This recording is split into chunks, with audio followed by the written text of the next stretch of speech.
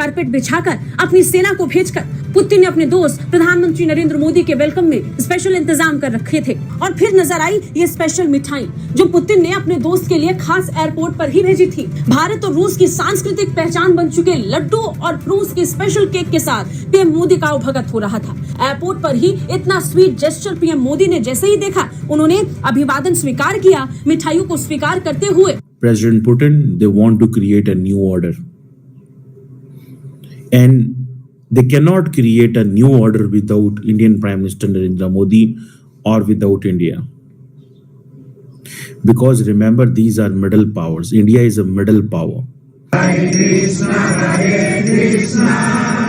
ये तस्वीरें इस समय सोशल मीडिया पर तेजी के साथ वायरल हो रही हैं। प्रधानमंत्री नरेंद्र मोदी के दिल को मोह रही हैं।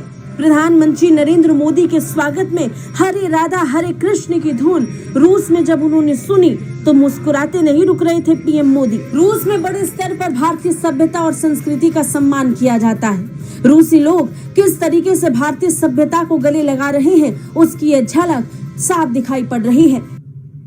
ठीक है ना, सिर्फ पाकिस्तान ही नहीं कजान जा रहा, बाकी तो सारी दुनिया ही कजान पहुंची हुई है। कोई भी नहीं, पता नहीं क्यों, हमने अप्लाई तो किया था। ठीक है जी। सबसे पहले तो पीएम मोदी की मीटिंग है अलग से प्रेसिडेंट पुतिन के साथ, और ये जो मीटिंग है इसके अंदर सिर्फ यही ब्रिक्स का ही एजेंडा नहीं है। रशिया हमारा बहुत अच्छा दोस्त है और हम एक साल में दूसरी बार रशिया जा रहे हैं। और सिर्फ ये ब्रिक्स ही नहीं है, एससीओ में भी इंडिया और रशिया एक दूसरे के साथ खड़े होते हैं। इंडिया और रशिया की दोस्ती आपको ऐसे नजर आएगी कि G20 के अंदर अगर आप देखेंगे तो पूरी ताकत लगा ली अमेरिका ने, रशिया का नाम नहीं आया। ठीक है ना, सिर्फ पाकिस्तान ही नहीं कजान जा रहा, बाकी तो सारी दुनिया ही कजान पहुंची हुई है। कोई भी नहीं, पता नहीं क्यों, हमने अप्लाई तो किया था। ठीक है जी। पाकिस्तान नहीं है, बस आपने अप्लाई किया हुआ है, लेकिन पाकिस्तान को बुलाया कोई नहीं है उन्होंने। और बहुत सारे बड़ी लंबी लिस्ट है जो वहां पे पहुंच रहे हैं। आपने सबसे पहले घबराना नहीं है, बाहसियत कौम हम इसका मुकाबला करेंगे। लेकिन मुझे ये समझ अभी तक नहीं आ रही इनका पॉलिटिकल एजेंडा क्या है। What do they do? जैसे एससीओ है, मुलाकात हुई है, पाकिस्तान को दहशतगर्दी का मसला है अफगानिस्तान से, सारे इस खित्ते के मसले को मालिक कहते हैं हाँ जी दहशतगर्दी प्रॉब्लम है, एससीओ का चार्टर भी कहता है प्रॉब्लम है, लेकिन पाकिस्तान के लिए कोई सोल्यूशन नहीं, कोई बात ही नहीं हुई। मुझे तो कोई समझ नहीं आई इस चीज की। ठीक है ना जी, हो सकता है कोई सारी बात हो, मुझे कोई समझ नहीं है। इंडिया चाहता है कि कम उसके अंदर न्यू कमर्स आए।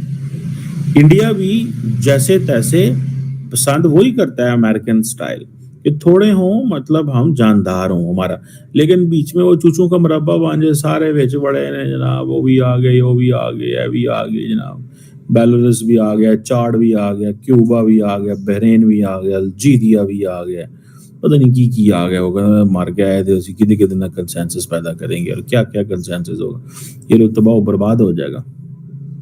मेरा नहीं ख्याल ये इतनी जल्दी एक्सपैंड करेंगे, या अगर इन्होंने एक्सपैंड किया भी ठीक है तो ये बहुत डिप्लोमेटिक नेगोशिएशंस के बाद होंगे, बड़ी लंबी चौड़ी डिप्लोमेटिक नेगोशिएशन होंगे, फिर जाके चीजें चलेंगी।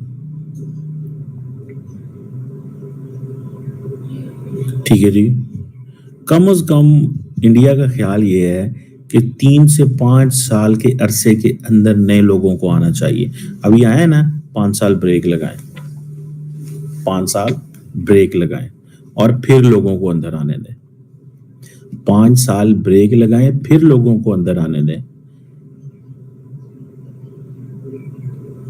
ये नहीं है कि अभी आ गए तो अगले साल फिर आ गए तो फिर आ गए, क्योंकि जितने ज्यादा मेंबर आते हैं, इंडिया इस चीज को महसूस करता है कि चाइना का इन्फ्लुएंस बढ़ सकता है, because China is a bigger player ना। India in that sense China के मुकाबले में तो बड़ा प्लेयर नहीं है। सो इंडिया को ये है कि अगर ज्यादा लोग आते तो चाइना उसमें करेगा, लेकिन इससे कंसेंसस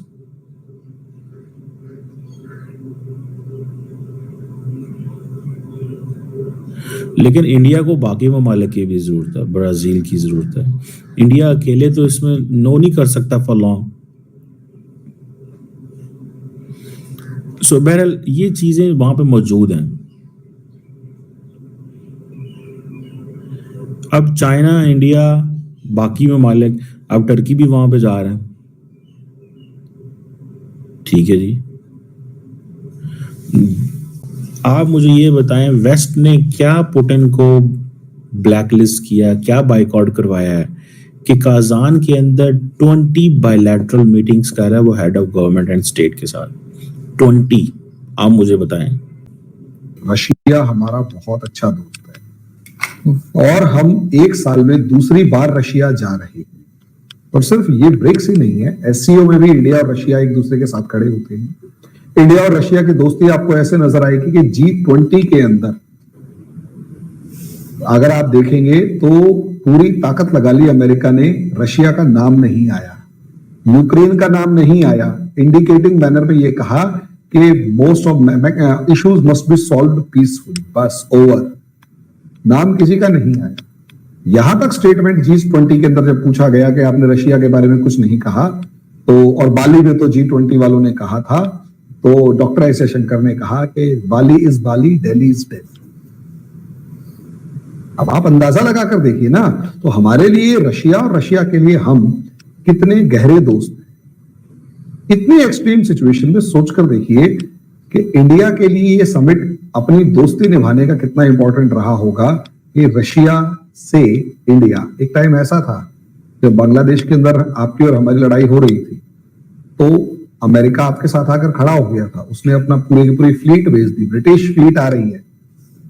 उस टाइम पर रशिया पूरी दुनिया से इंडिया के लिए लड़ चुका था, उसका बदला यूक्रेन वॉर में दिया हमने। जब पूरी दुनिया रशिया के अगेंस्ट खड़ी हुई है, हमने दोस्ती निभाई, हमने पूरी दुनिया का दबाव सहन करते हुए रशिया का साथ दिया। और आज दुनिया मानती है कि रशिया अगर जिंदा है तो इंडिया ने जो इंपॉर्टेंट रोल प्ले किया उसकी वजह से जिंदा है।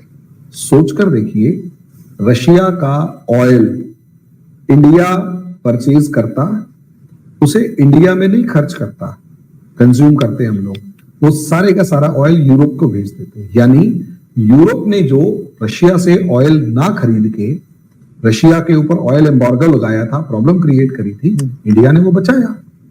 तो ये दोस्ती निभाई थी। तो हमारे लिए रशिया का विजिट इस मामले में इंपॉर्टेंट है। दूसरा, अब वहां किससे मिलेंगे?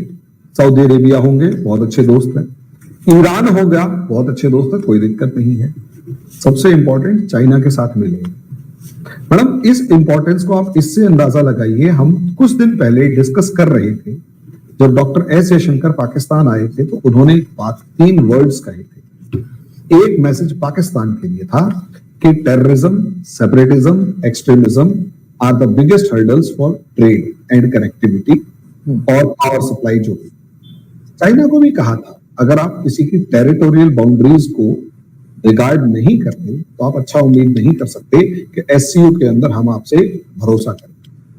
उस एक मैसेज ने काम किया। और उससे पहले भी एससीओ से लेकर अलग अलग जगहों पर हम लोग प्लेटफॉर्म पर कह चुके थे चाइना को कि देखो भैया, जब तक आप हमारी आर्मीज बॉर्डर पे एक दूसरे के सामने खड़ी है, हमारा बिजनेस एज यूजुअल नहीं चल सकता।